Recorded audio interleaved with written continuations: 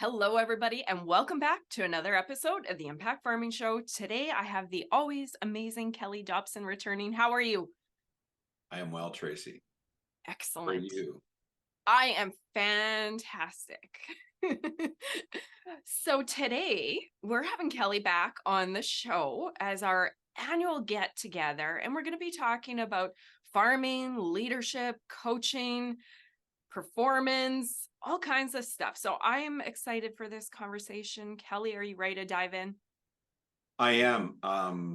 We chat about like we said, about every year at this time. And I remember reflecting back to our conversation last year, and you said, I always like checking back to see how the growth, like what's changed and what's evolved. And so I was thinking about that before we got on the call today. And so I am there. I've got a lot to talk about. So Yay. Okay, let's dive into it. Real quick, I know majority, whoever is in our audience that watches the show will know who you are, but can you share a little bit more about who you are, your background, what you do, all that good stuff? yeah, so I'm a coach in the ag space, and what that means is I coach mostly farmers, but I'm also what's really evolved here over the last 18 months is I'm also coaching people who work with and for farmers. So that goes all the way to key employees inside of a larger farm organization. I'm also steadily developing a client list inside of multinational corporations. So a lot of people inside of retails, and really not about sales. Like I'm not a sales coach, but helping people, balance that, being successful in that domain and being successful in their personal and professional lives. So, and I've been doing so LeaderShift, got started in late 2017. It started off mostly about offering a course, which we called the National Farm Leadership Program, but NFLP has just evolved steadily ever since. We're on cohort number 8, starting at the end of January. And so it's really evolved now, Tracy, that the National Farm Leadership Program is a cohort and individual based coaching program, so that we take people who are farmers, but also people in any sort of relation to agriculture, and we work with them for 11 months. And it's really about, NFLP has become really a leveling up program. So we're steadily attracting people who are already successful in what they're doing, but they're prepared to take an honest look at how they're showing up and wondering if there isn't a next level. And the exciting part about that is that we're continually finding ways to get people moving forward, I think, faster. And part of it's because we're being a lot more clear. They're getting a lot more clarity about what they need to do, and that's has really pushed the program now. I mean, the program, actually our clients are pushing us, if that's, if Mhm. that makes sense to you, right? And Yeah. so super excited about that. So NFLP8 starts off, I think, January 29th. So I've just been doing intake interviews here this morning. We usually have a right fit right now conversation. So before people commit, we really want them to know what they're signing up for, because it's an 11-month commitment. It's not an inexpensive program because of all that it is. And so, yeah, if that is something you're interested in and you're thinking about leveling up, it's the kind of thing that NFLP and what I do and what leadership does, to be honest, Tracy, it really works with people at the level of who people are as individuals. I don't coach businesses. I coach people who happen to own businesses or work for businesses. And what we do is work on all of the skills and abilities, and really ask the questions about what's getting in the way of people leveling up in conversations around financial planning, business planning, and even farm transition, and anything related to agriculture. So we don't do transition work, but I would say half the people are in some form of a transition, or their business is in a transition, and helping them being able to show up in that. So I kind of think of ourselves as helping people become more advisor ready in a lot of ways, so that they're able to show up in those conversations. I love it. Okay. So that's a little bit about who you are, what you do, the program. We've been having our annual chat for several years now, and it's always neat, like you said, to just connect once a year and then you flash back to last year. So I'm curious, unless you want to go into the program a little bit more, I'm sure we'll talk about it throughout and at the end. But what's on your brain in this last year? Like, where are you at? What's happening? Big, like, life Yeah, moments? Yeah, so I'd say the big evolution, what I'm noticing, a lot more coaching going on. I think ag is just my personal, I had an 8-day swing down in Ontario in the mid to end November, and I did a keynote and 4 workshops, and I started recording. I've been using Slido a lot. I don't know if you're familiar with Slido, but it's an integration you can put inside of a PowerPoint, and it allows people to do live surveys. Now, the power of that is it allows people to have input at large scale, but privately. That's how it works for the participant. How it works for me, though, is that I get feedback from the audience, but I also can start collecting how people are, like, what's landing for people and what's showing up. And so it's been really interesting about what I'm learning. And so a lot of, maybe one way I could talk about what's showing up for me is a lot of our conversations are focusing around um, who we're prepared to work with, who's willing to work with us, and for how long. Okay. And that's a super big conversation because it talks about employee turnover is a big one. It talks about, am I willing to show up in conversations with people who maybe don't see it like I do, and being able to stay in that long enough to find the value in that. We're also having a lot of conversations around, and this is a big one, around this idea of people's capacity to function under pressure and for how long. And so driving this is driving what has been, and again, I've been really hesitant to talk about it, but the whole mental health and ag issue has been ongoing for a long time. But what I'm realizing from my perspective, putting aside people who have family histories of mental challenges, mental health challenges, I'm experiencing a lot of what's showing up is just really incredibly high levels of stress, and where people lose their way between coping and adapting, Mm, and how that leads people into a path that ultimately lends themselves up in a doctor's office versus a path where they find themselves able to figure out how to move forward and ultimately end up stronger for it. nice. And so what I'm realizing is that the idea of resiliency and resiliency training, and that people are way more capable than they realize, Mm, if they only knew themselves well enough, and if they only had some tools to work their way through. We're just seeing all kind, like, at the heart of beat of that, because we can't. I'm in the business of driving basically people's behavior. In other words, giving people more control about what they say and what they do, in conscious attention to achieving something that really matters. And what I know about that in the last year, because particularly because of the drought out in Alberta, um, if people aren't what we call above the ad, below the ad, that's how we talk about it. And we have a little dipstick picture about, and we see if people are at the ad or below.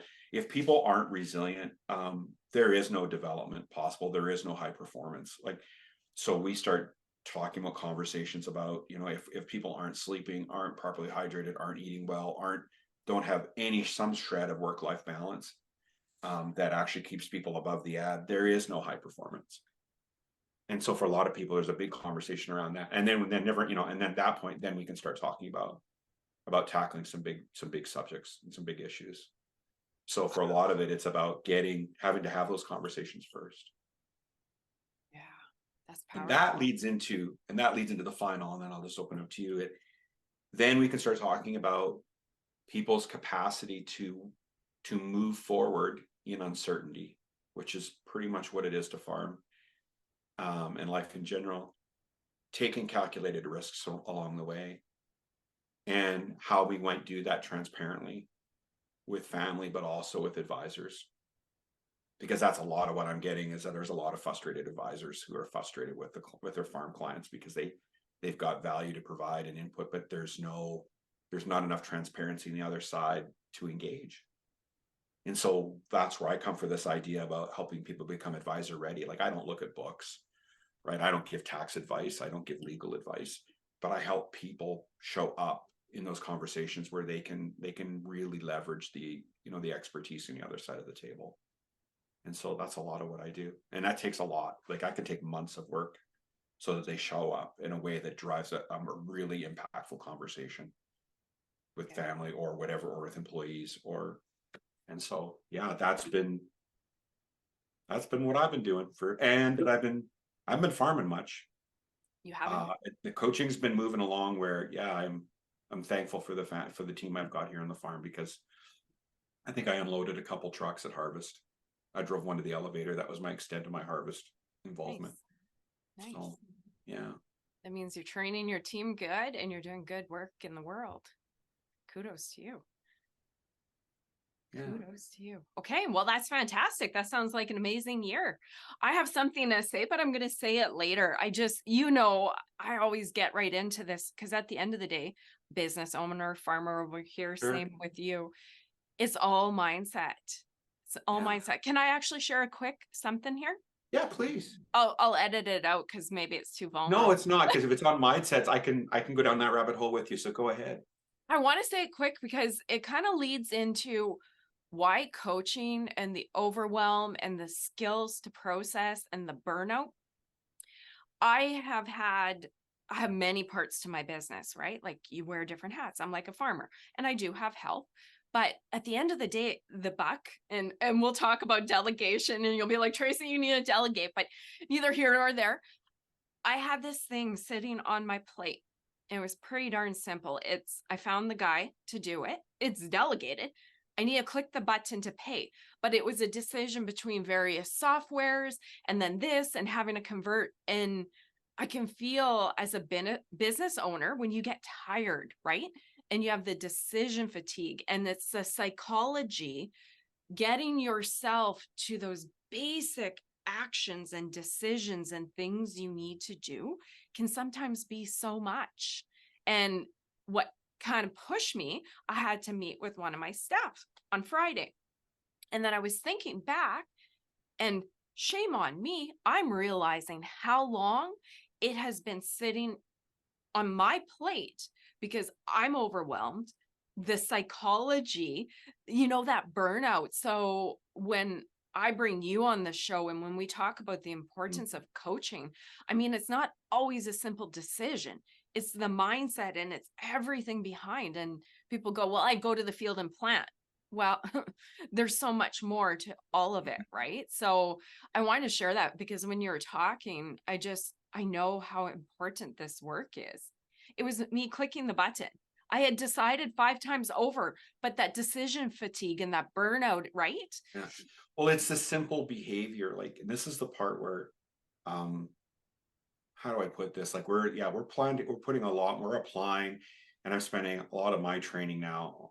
Almost all of it is around, well, there's two types of training that I'm doing personally to support this. Part of it is a lot more applied psychology based coaching, Mm, because a lot of people think that coaching, you see it bountied around, and it's a generative image, and you don't have to be licensed as a coach or certified of a coach to call yourself a coach.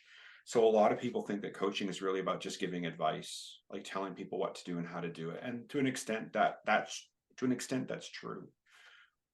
Most of the coaching that I do, and in what we call this, to get a CEC designation, like a certified executive coach, it's really about helping people understand how they go about making sense about what to do, mm, and who in them is driving any particular behavior, and surfacing up why so many of these behaviors, like, why can't I, like, what was going on that you couldn't bring yourself to just action it and get it off your plate? What was up with that?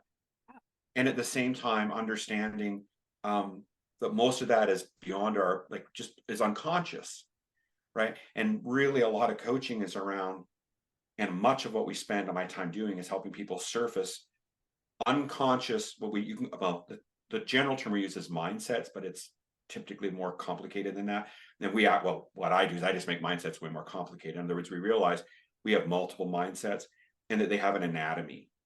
And what do I mean by that is, well, you can understand a mindset by an acronym like we use. It's called FISB. So we start breaking down particular dominant mindsets around what does this particular part of you pay all of its attention to? What's it focused on all the time? What kind of an inner state or a feeling, like emotional state, does that trigger in you?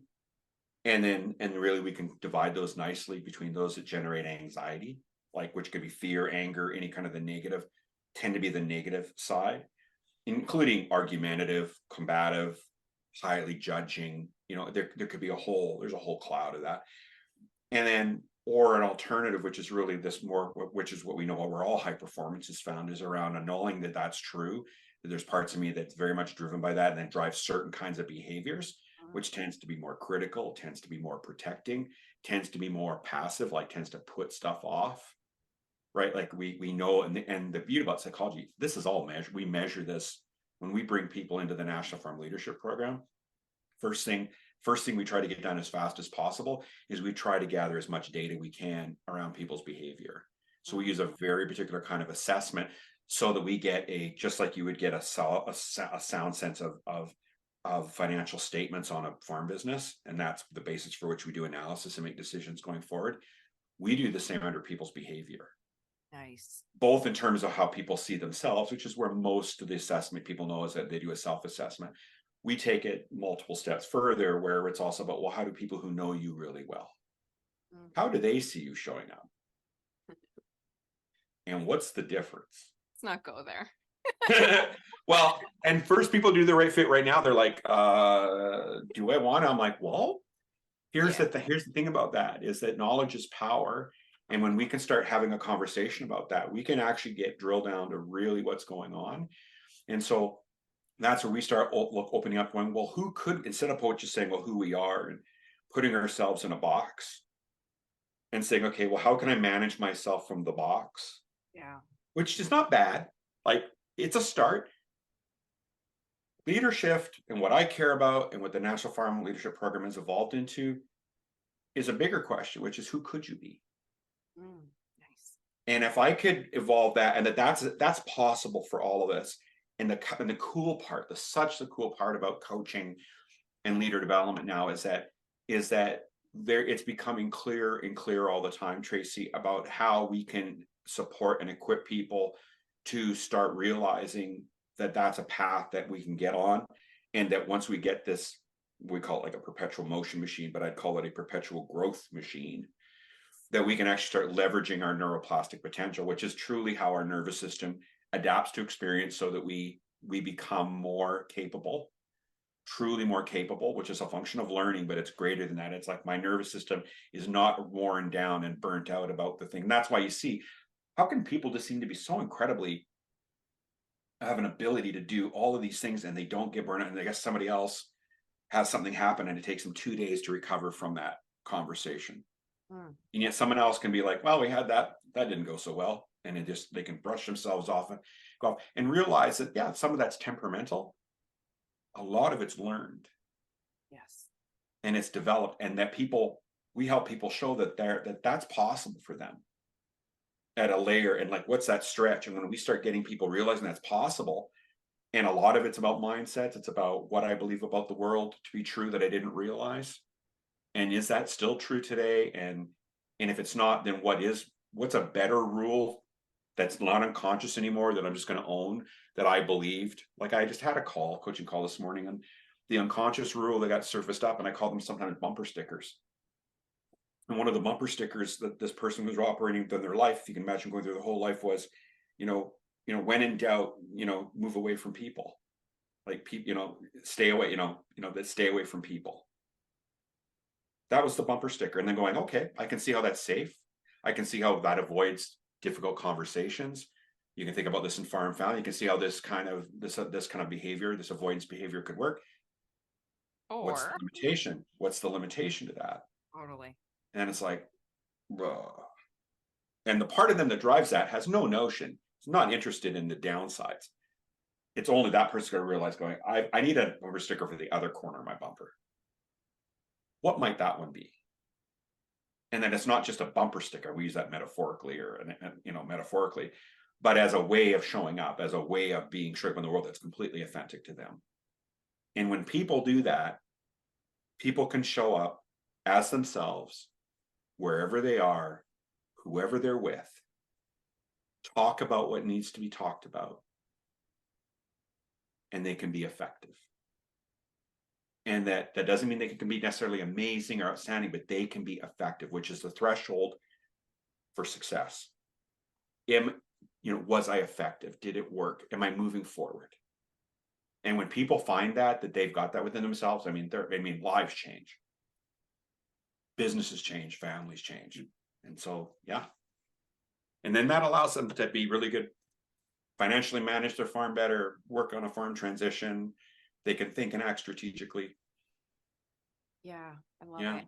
I always think of that saying, I think I share it every time we talk. You don't know what you don't know until you know what you didn't know, right? You're just operating. You think Yeah. life is happening to you, but you're actually happening to life consistently the same way, unless we are aware and we grow, right?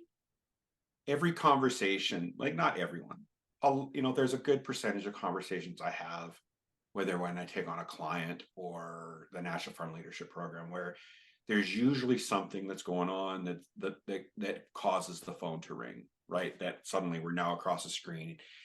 And a lot of the time it is a problem. And the problem is usually like with a finger pointing out, and it's usually pointing, and it's usually a person.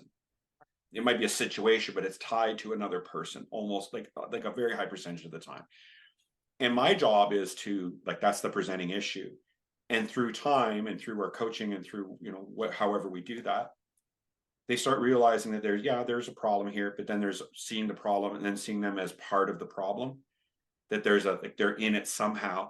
And then over time realizing that, the only actual lever, the biggest lever I have to pull on this is what I do. Yeah. And for some, it's, I have more power and agency than I ever thought I did, which for some is moving people right out of a complete victim stance where they just feel like I'm stuck. I can't move. My parents won't do this, my whatever won't do that.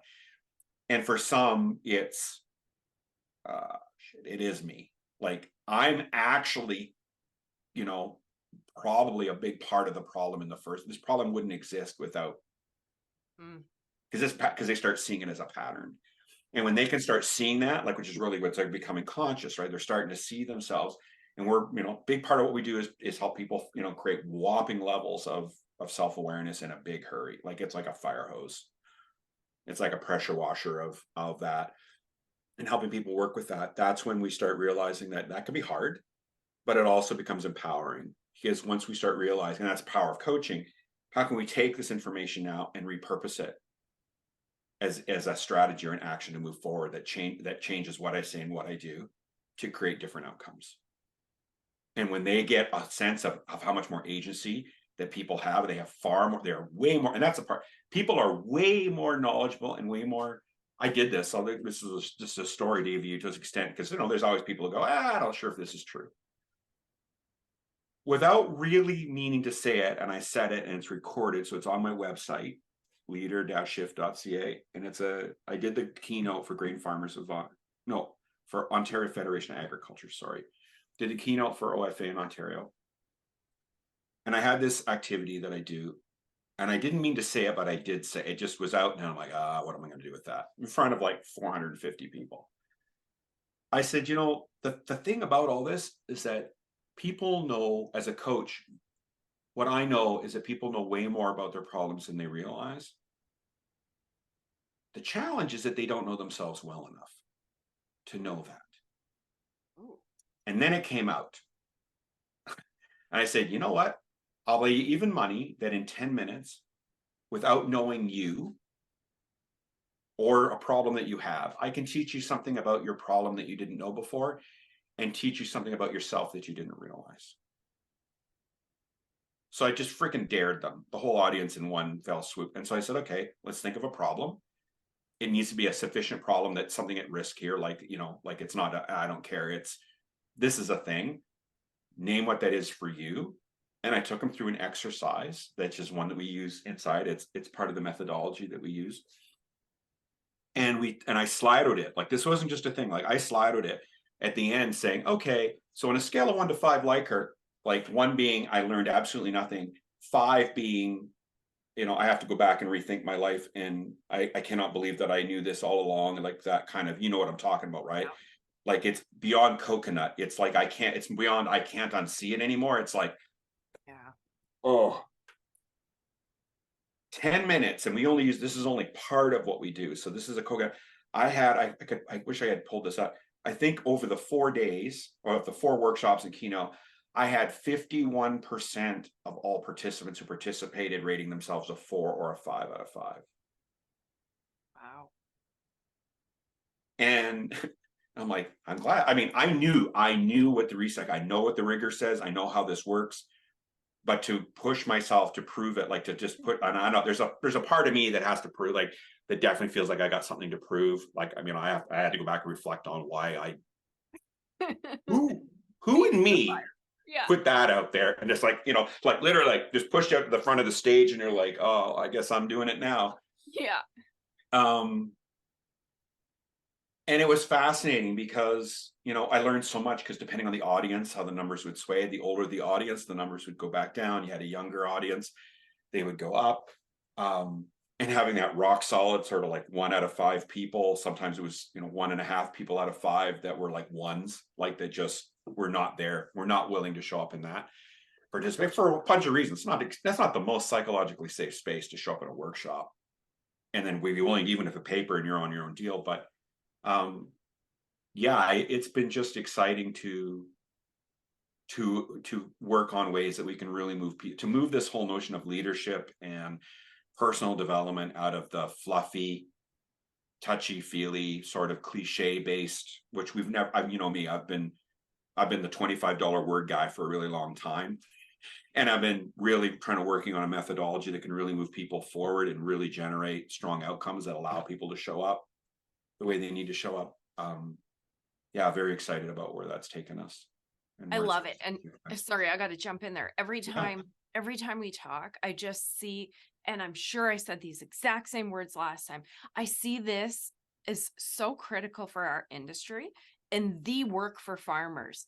Yeah. And again, this sounds familiar, but when we look at these family farms and they're not transitioning and they're unhappy, like there is no need. And you look at family, it's so complex. There's generational patterns and ways of dealing. Yep. They come to your course, they learn a pattern interrupt, something different about themselves, how to behave. They stop it right there, change the whole pattern of the family and the farm for the entire future. Because okay, transition planning is tricky because of the dollars, but really at the end of the day, and I'm sure you could say this, anybody would say this, it's more of this than anything else. Do you agree? 2 things. Yeah, I got 2 things to say to that. So, well, I have 200,000 Me and my words to say rabbit about. trails. I think I have a book on that somewhere at some point. Yeah. But Yeah. so first of all, I'll share something. So one of the exercises we used to do, and we still do it, but we use it differently now. You know how you have a tool and then you realize you're using the tool probably the wrong way. Yeah. Even if the person who showed you the tool maybe didn't realize what the tool was really meant for. We had this thing called walking the cube. And it's really about helping people unpack their experience, like when you pointed to your head. And so what we do is we take someone and say, okay, think of a situation, go with a partner and you walk the cube, and it's about observations, like what are you seeing? What are you seeing and hearing? What do you think about what you're seeing and hearing?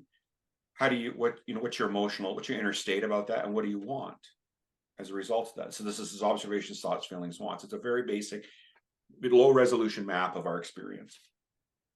Well, here's the thing. Most people, when you get to the bottom part of the cube, they can't tell you. They don't really know what they're feeling, because they feel like they'll all of a sudden start going like this, like 1 foot, whatever. And then they can't tell you what they want. Because part of them wants one thing and a part of them wants another. Someone wants to speak up. One of them says, I got to stay quiet. One of them wants to take a risk. Other one wants to play it safe. Whatever it might be. And this is a very normal state, what we call, it's technical terms, just ambiguity. In coaching, we'd say people are stuck. The problem is that if people can't get themselves unstuck and can't clearly declare what it is that they want, like what their experience is and what they want, like what they're trying, there is no ability to communicate. And I think when it comes to things like farm transition, farm behaviors, they can't, they're trying to show up in an office and people are asking what they want and they can't tell them because they're not sure who in them is driving the bus. One day it's I want to, it's, I know I need to, step back and do whatever. And the other part is my entire identity is tied to this thing and I'm not leaving, or I don't know how to leave, or any number of the difficult conversations. And so what I know about all that is that we're getting really good now at helping people get unstuck and being able to work through on their own. I mean, we start with a lot of with coaching, and in some cases the harder stuff, it's always best to be coached, as you know that. But we really are, one of the major things we're doing now inside of the program is helping people work through their own internal conflicts and being able to take counsel from themselves and all of the different parts of them that have got their own opinion about what to do and not to do, and to give some sense that that's not them, but it's a part of them, and that they can take all of that and they can know their own mind and take some form of action, and without the tug. And even if the outcome is uncertain, which, remember we talked about this moving forward in uncertainty, we can do so knowing why we're doing what we're doing. Like everybody, we get this a lot. Like everyone says, "Oh, I just want to be more confident." Well, and I'm like, yeah, like who doesn't? The truth of the matter is, confidence only comes when we take something that's complicated or difficult and we get it to the point where it's simple, like where it's easy now. Well, we're operating in agriculture. We're living. We have pretty much declared we want to live in a state of VUCA, of volatility, uncertainty, complexity, and ambiguity. That we want to work on the edge of that all the time. Confidence is a luxury, right? So what do we do with that? Because we're not going to operate we're not operating in a confidence-based world. And many people are torn with that. I just want to feel like I know what I'm doing. I'm like, yeah, okay. Don't we all? Yeah. How about taking action with certainty about why I'm doing what I'm doing? And knowing that I don't know necessarily whether it's going to work out or not, but I know what, in service to what, and to whom I'm taking that action, right or wrong, and I'm okay with it. And that's the magic. People, oh, I wish. I'm like, that's all the guys or women who drive around the circle and make a 6, 7-figure, 8-figure decision. And they're like, how can you do that? And you're like, well, because I know what I stand for. Yeah. I know in service to what I'm moving. Maybe it might be the right move, might not be. I'm good with it. This is what we're doing. That's part of what we're teaching. That's a big part of and that's accessible to way more people than we realize. That's what we're into. And that's priceless. You're not kidding. Like, priceless. Oh my goodness. Priceless. Yeah. Okay. So I've taken us down, I think, a few lovely, I've enjoyed them, rabbit trails, talking about psychology and coaching. You actually want to talk about some coaching trends. Do you want to dive into a few things that are top of your mind? Where do you want to go? I know we could talk for 2 hours. Kelly, sure. Didn't we say this last time? Yeah, so I think some of the coaching trends we're seeing, like in terms of like what I'm coaching a lot of clients on now, I mean, a lot of it's what we're talking about.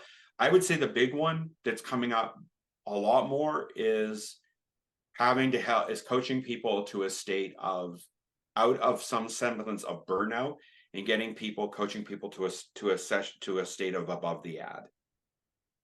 So that at that point, then we can actually help them. And it's so much of, there's a number of clients, it's a consistent deal now where people are talking about whether they're come to me or whether we're going along and then something, an adverse event happens, and we start breaking down what went on. And, because like I was making progress and then this thing happened and it was a big meltdown. And then you start asking, well, I started doing sort of the bit of the analysis, and you find out just how much a lack of sleep, how many hours of work was going on, dehydration, meal skipping, just being under pressure that would be normal, but when you start adding on how long it goes on, without any notion of recovery, where they can get back up, and how that has led to the issue, and how for many that's a pattern in their life. We're finding I'm doing a lot. There's a lot of that going on. That's a big chunk of the work I'm doing. Believe it. I'd say another one we're doing. There's a lot of coaching around There's a lot of coaching around helping people show up in conversations, Mm, finding their voice. amen to that. Yeah. There are people who are, and this is part of my lessoning, but there are a lot of people who know way more about a situation, but they haven't found their way to get their foot in. And so we're doing an element, and some of that you'd think is, I think the age old is, well, that's the farm wife or farm mom who's more concerned about peace and harmony than putting their, but I'd say, where I'm finding that now, I'm like, we're client, I think it has to do with the client base and who is working with me right now. A lot of key employees, Okay. a lot of key employees who know it's like, I like my boss, but I got to tell you, man, he's doing whatever. And I'm like, how do I intervene in a way that, like, this leading from the middle, right? Or leading up. There's a big chunk of that. I'm doing a lot of that too now. Um, I'd say those are some big ones. Um, there are other ones, but I mean, it gets even more sensitive. I'm doing work a lot with. I'm doing some work now in multinationals and really helping people in sales, um, being able to show up and a lot about this work-life balance and how to work with farmers, professionally. Um, that's actually an emerging thing, including sometimes when farmers aren't so professional.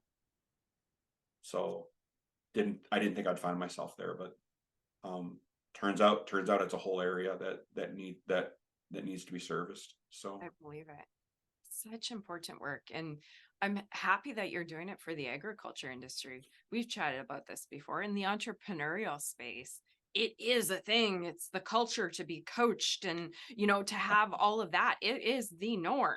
If you had a successful entrepreneur outside of agriculture without a coach, they'd be like, what's wrong how with does you? that work? Right. How does that work? Yeah.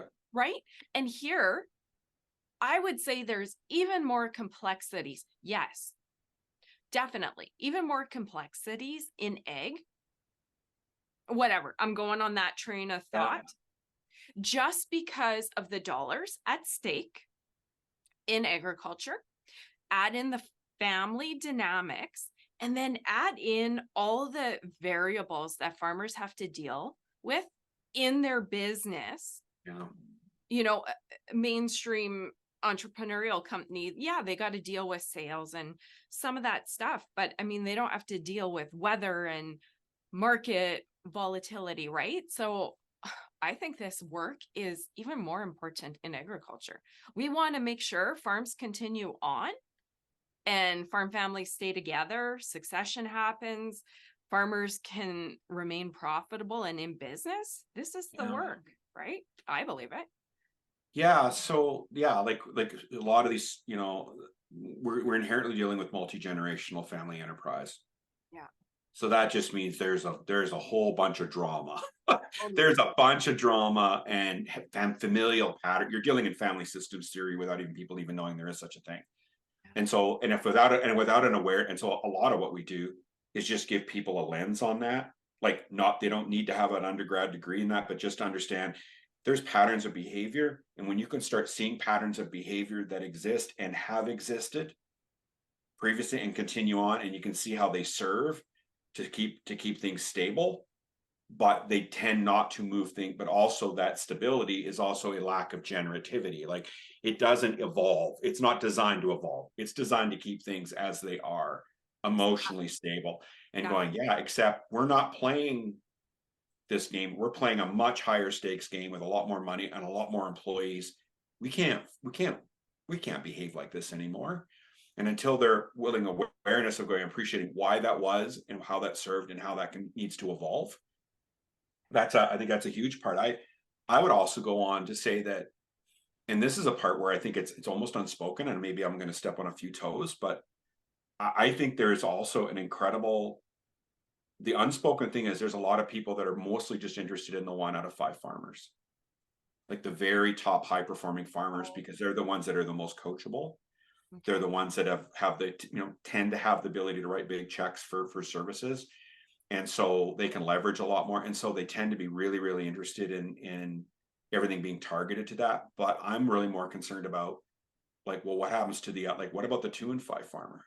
who's just on the edge of that, Mhm. right? And maybe has a different sense of just has a different size of success that isn't related to how many acres, right? Then there's plenty of those that it's more about, like, particularly if you look in the regenerative space, or there's different all kinds of spaces where their framework of what growth and success looks like doesn't necessarily fit neatly into this schema, or some who are merging in. And so I really take a look at, like, the work that I do, and what we're hoping is I tend to offer a much bigger tent.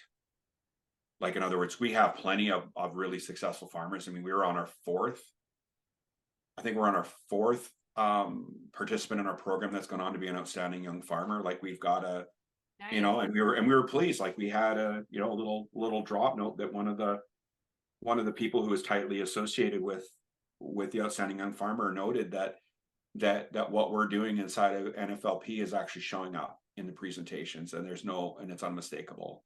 So Yay. I mean, we measure everybody. Yeah. So I know who's who, and I know how they came in, and I know very accurately how they come out. So I have a sense of, so I'm not going to take, like, a bunch of credit for that. I mean, where I'm happy to help out where we can help out. But I think it's just, I say all that to say that this opportunity of coaching and growth is available in an agriculture. I think we need to start thinking about this in the broadest terms possible, for whom we can help, for whom we're interested, and that it's not just for the most successful farms, whatever that metric is, Yeah. that it's also farms who aren't interested in trying to be, like, have no, like, I have a ton of clients who, if they wanted to go in the outstanding young farmer space and doing that, have that kind of visibility, they'd be there, and many times over. That's just not who they are. They're not looking for that kind of profile. And so we kind of deal with, a big group, and I think that the coaching and what we're up to has that capacity to help no matter what the size and what we're into. So Love it. Okay. Fantastic. Do you have anything else you want to add? Can you believe we've almost been chatting an hour? yeah, I'm a little embarrassed about that because I feel like I've been talking nonstop, but No, no, um, no. Guaranteed I'm going to get off and I'll be like, Tracy, you did it again. You took Kelly down rabbit trails. I just yeah, love our guests. I love our conversations. And I just think this work is so important. I think the only thing that I would, and again, I encourage people who listen to this and feel like they may be compelled or pulled, but maybe have a part of them that says, I don't know. You know what? I always have a complimentary call. Like, I will, we can have, I'm willing to give 30 minutes of my time absolutely free to help people, at the very least, point people in the right directions. And sometimes that results in clients. A lot of times it doesn't. Yeah. But, we help. And sometimes 2 years later, they'll end up being clients. Right. But I just want to open up the opportunity that if you're really thinking that, and this is a lot of what compels people. I think it's like, I think I have as a quote on my website, like David Henry Thoreau, this idea of just this dissettlement, this unsatisfied sense of, I know I'm capable of being more than I am, but I just can't find a way to do it. I Oh, know what I know I have it in me. yeah. I can't find a way to get it to translate into what I say and what I do when I most need to, which is, everyone's awesome when the stakes are low. We find out what you're like, all the potential is driven when we're under pressure, right? And under the most consequential of decisions. What most people still believe when it gets under is that they kind of still believe you either have it or you don't. That somehow that it's like the world, it's a preordained destiny. And I'm like, not true. Not at Like, all. there's an element to it, but I mean, what people don't realize is that most people have no idea how much adaptive capacity they have. Like, humans are, if anything, adaptive. That's why why evolutionarily we've become where we are. We are highly adaptable. I think there's just a group of people who I think are embracing the idea of how to grow, of this idea of how to change and adapt that's authentic, that gets me to this much bigger future, and those that just don't think that that's even available to them. And what I can tell you is it's available to everybody. Kelly, I came up with an analogy and it's really kind of stuck with me. You know, the old desktop computers, and we used to put Yep. a floppy disk in? Yep. So many of us, myself included, we're operating on the floppy disk. We Yep. haven't updated the operating system. Now, Yep. jump forward, look at our apps and everything we add to our phone. Think of our brain needing more apps and upgraded Yep. system. And that's my newest analogy for how we're not reaching our potential or why we don't think we're capable because we're just operating on the floppy disk. Well, We we just haven't measure it. updated, right? We measure it. And what people don't realize as part of my presentation is that most people are operating with about two or three, I call them like the three amigos. But really it's you and maybe, one or two or three parts of you. And these came into your life like pretty much from as soon as you could have, you were a child, diapers to pull-ups, locking in kind of as a young adult. And most people are going through their entire lives with the same sort of like Daryl and my other brother Daryl going through life. And then these are these kind of ways that we think about the world, the ways that we behave in the world under certain conditions. And we only have a couple, three options. Yeah. And that is supposed to apply to a world that is vastly more complex than what we have, and realizing going that they don't even know that they have them, number one, and that we have access to so many more. And we're in the business of helping people expand what we call their inner team, that they have a much better relationship with these parts of themselves so that they can use those not as people who are fighting with one another, this ambivalence I talked about, but they are trusted advisors that allow them so that they can know their minds so that they can be the decider and they can take the action.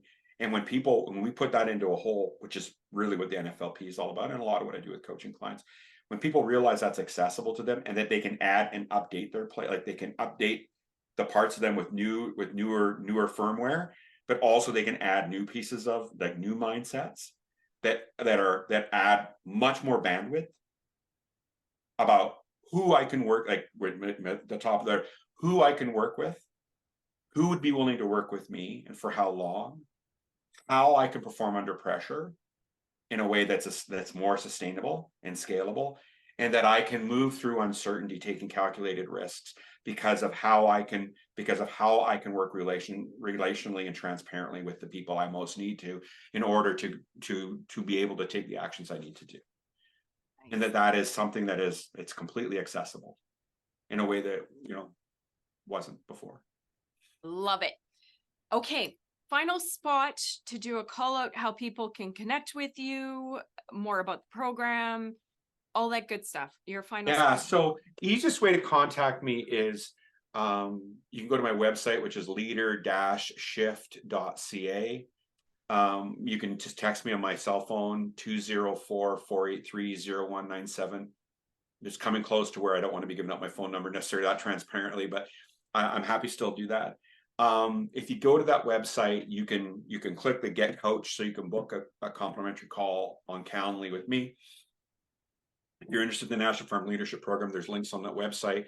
If you go to the National Farm Leadership Program page, it has all of the data and information. It's a very lengthy, long page, including testimonials, dates, times, dollars.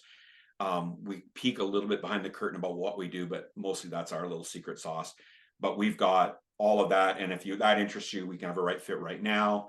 And sooner rather than later, everybody. I've been begging people to make their commitments before Christmas, because there's always a rush at the end, and it puts me under a lot of pressure to organize stuff for the whole year come late January. But I just welcome anyone who's remotely interested or thinking it's possible. There's lots of funding available, and depending on what province you're in. So there's also help along the way. So Wonderful, Kelly. Thank you so much for coming on the show, sharing your wisdom, and doing this work. I can't say how important this is. So I love our conversations. Thank you. Well, thank you. You're very welcome. And you in the audience, I hope you enjoyed this as much as I did. If you did, like it, share it, get it out there so other farmers can learn about the work that Kelly's doing and these game-changing ideas that honestly can change your life, your family farm. I truly believe it. So I'll see you guys next week. Bye-bye.